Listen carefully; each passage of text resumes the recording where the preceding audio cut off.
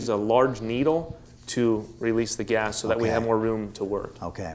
Some breeds, unfortunately, are more prone to that than others. You have large, deep-chested breeds. Now, explain that. Well, what is deep-chested? I guess when I think of a deep-chested dog, I think of like a Great Dane or a Boxer, but we'll see it in a German Shepherd, a Saint Bernard, Mastiff. Those are just big, deep-chested breeds. Okay. Where the chest is maybe more prominent in the dog? Well, it's Okay. Okay. It's not wider, it's longer. Okay. It's more depth. Okay. And even some smaller dogs too, poodles, and I think you said you've seen it in dachshunds. Yes, Is that right? yeah, I've seen dachshunds, basset hounds. Dobermans are another deep-chested breed, usually standard poodle. But some of these, well, I guess we'll talk about that next, but what we do to prevent it is when we're doing a different procedure, like a routine spay or a neuter, Okay. an elective surgery, when the dog is already anesthetized at a young age, maybe 6 months to a year old, when we already have the dog anesthetized and we make an incision, sometimes we will suture the stomach to the body wall then to prevent this from happening. Oh, okay. It's actually a fairly common procedure that we do now. Okay. On any dog, or do you only do it on dogs that are perhaps prone Yes, to? Okay. usually dogs, these breeds that we mentioned, dogs that are more prone to it. Okay. Especially in a spay, I mean, we already have the abdomen scrubbed up and the hair clipped, so we just make our incision, a second incision a little bit farther forward and tack the stomach right then, and that's a good idea. Yeah. Does it have anything to do with diet? Well, we think that, not really the diet, but we think that it has to do with if a dog eats a large meal, later on is when it happens, if they're too active. If they're too active after eating yes. a large meal. Okay. Yes. Okay. All right. Very good. Well, if you have any questions over the whole bloated, twisted stomach thing, or if you're concerned maybe you have a dog that is prone to that, certainly talk to your veterinarian. If you don't have one, the Worcester Animal Clinic would be happy to talk to you. There you see their website, worcesteranimalclinic.com, or you may call them at 330-262-3336. Now we've got some more pictures to take a look at, and this is more or less dogs behaving badly, I guess maybe is what we'll call this segment, but dogs ingesting things that they shouldn't, that aren't meant to be ingested. So, Right. so what do we have here? Yeah, so we call them foreign bodies, but it's anything that a dog eats that they shouldn't, and we see this commonly. And lately we've had a run of it. But do you want me to show the pictures now? Yeah, you can show us an example so Okay. people can see what you guys see when you do an X-ray. Right. So initially, the top one, this is a dog that has something stuck in it that it shouldn't. And when I took the X-ray, we just know that the intestines, the black again is gas, and we know that this is an unusual gas pattern in the abdomen. And then just below it is the same X-ray zoomed in, and I can tell that these little white objects shouldn't be there, and there's several of them in this dog's abdomen. So I'm not sure if that's little pieces of gravel or bones or what that is, but I know that that is something foreign in the dog, and that X-ray, along with the history in the exam, I knew that it was the dog had ate something that it shouldn't. So that's it on the X-rays or the pictures, really. Okay. Now, a dog eats something that they shouldn't. Let's say it is gravel. Right. Does that give them the distress? I mean, and is it like instantly, or is it like a buildup? Let's say they eat it on Monday. Is it like Wednesday before they really start showing signs? And is it because they can't pass it, or is it making the stomach work harder, or both? We see so many different foreign objects that I guess they all vary on what. I mean, typically your dog can eat some rocks and they'll pass through and it's not a big deal. Okay. Like on that X-ray, if I just saw those little white specks, I would have thought that dog could have passed that. But typically our presentation, and I have these charts here, but our presentation is almost always the same on a dog.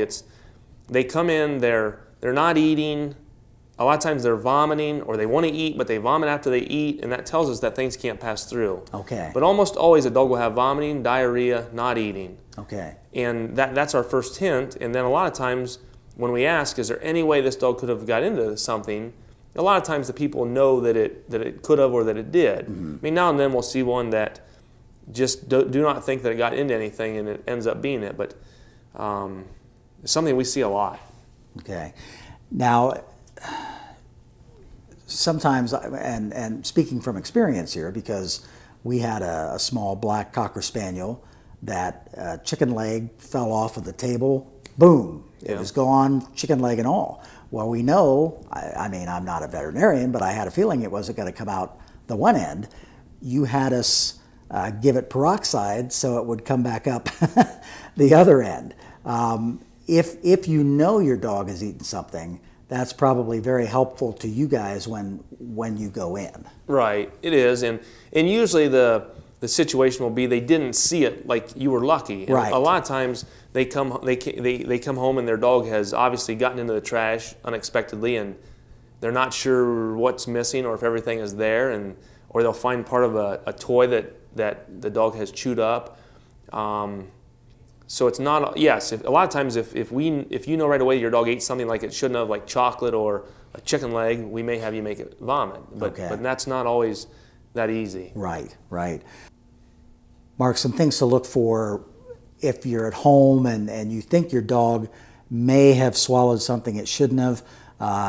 Some things you have here: loss of appetite, vomiting, weight loss, bad breath. Now, where does the bad breath come from? Vomiting. Okay. I mean, a lot of times if a dog's not eating or they're vomiting, they're going to have bad breath. Okay. And I just had one just recently that made me think of that also is a lot of times our foreign bodies that we see are linear. They're a string, a rope, a balloon on the end of a string, something. And I saw one recently where a dog had ate something off of a string, and it had swallowed both ends of the string, but the string was caught underneath the dog's tongue. Oh my gosh. So, both ends of the string are in the dog's abdomen, but it can't get that tongue, or can't get that string off of its tongue. Okay. And the string had cut into its tongue, and so the dog had really bad breath. But a lot of times they're vomiting, they're not eating, and they will have bad breath. Okay. And also, of course, abdominal pain and diarrhea. Now, you mentioned swallowing something like string. That's probably really bad. I mean, that's probably worse than a bigger object because it's harder for the vet to get it out. It's hard to diagnose, and it's hard to get out. And that string, a lot of times you'll have something stuck in your stomach, and then that string will be frayed out through the intestine, and the intestine is trying to pull it through, and the stomach won't let it go. And then what happens is it cuts through the intestines. Oh boy. So a linear foreign body is some of the worst cases we have, and it just seems like dogs and cats are intrigued by something linear. Okay. I mean, we've seen pieces of tinsel off the Christmas tree, or different toys, dog toys a lot of times that will unfray, or carpet. Mm-hmm. But anything linear is bad because the intestine is trying to pull it and it can't, and so it cuts through. And it's probably our most common foreign bodies we see are linear, but we see, it's amazing what we see dogs eat. And also, a lot of times it'll be a dog that's 5 or 6 years old and has always been good, and then all of a sudden, here comes this dog that's now, 6 years old, never got into anything, and now it ate a cigarette lighter. I mean, it's unreal what they eat. Okay, is that a midlife crisis in dogs? I think. When you see these pets come in that are presenting these things, you basically, especially if the owner doesn't know what it might have eaten, you have to try to figure that out. X-rays, and you have listed even blood work. What do you hope to see in the blood work? A lot of times on blood work, you will see an elevated white blood cell count because the dog has an infection in its abdomen, and it'll have a high white blood cell count. And there are a couple of different types of white blood cells that we look for that kind of give us a pointer that there's something going on in that abdomen. Because vomiting and diarrhea is very vague signs, and that's why the blood work and on X-rays, if it's anything dense, like a needle, a rock, a quarter, glass, bone, anything dense, we can see it. Mm-hmm. If they ate a wad of rubber bands or your daughter's hair scrunchie, it's not going to show up. Oh, okay. And so X-rays help us a lot. And also, just like on that picture we showed, is we can kind of tell that that's not a normal gas pattern, and the intestines are all bunched up. So then we have it just gives us a help. Okay, all right. almost always surgery is the end result? Yes, if they come in and they're not eating and they're vomiting, almost always surgery is what you have to do. Some objects we can retrieve from the stomach or the first part of the intestine with an endoscope. Okay. But the majority of the time, it's anesthesia and go in. Okay. Okay. You mentioned quickly, dog toys that we might buy for the pets and things, and sometimes they have ropes on and the ropes will fray. How do we? Is there any ideal toy out there, or can they all cause an issue if the dog gets a hold of it the wrong way? There are some toys that we recommend. We just recommend trying to get something that's indestructible, because Okay. if it looks to you like it's not well put together and that it could come apart or fray, stay away from it. Okay. There are certain hard rubber toys that are indestructible that cannot be, they just won't come apart. Okay. Those are the best to buy. Okay. Some objects that you guys have taken out of dogs. This is quite a list. Needles, rocks, socks, hearing aids. I think that's an interesting one. Cigarette lighters, change, leaves, strings, toys. Lots of things, and many more that we haven't mentioned. But we've had some neat ones. I think probably my neatest one was a cigarette lighter on a dog, and I think one that I can remember that Dr. Mark did was took change out of a duck.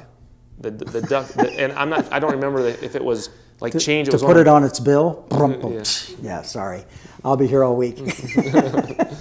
I don't remember if it was change. It was like in the bottom of a in the water where that duck had ate the change off, where someone had thrown water into a fountain or what. Okay. But there was change in a duck, and so.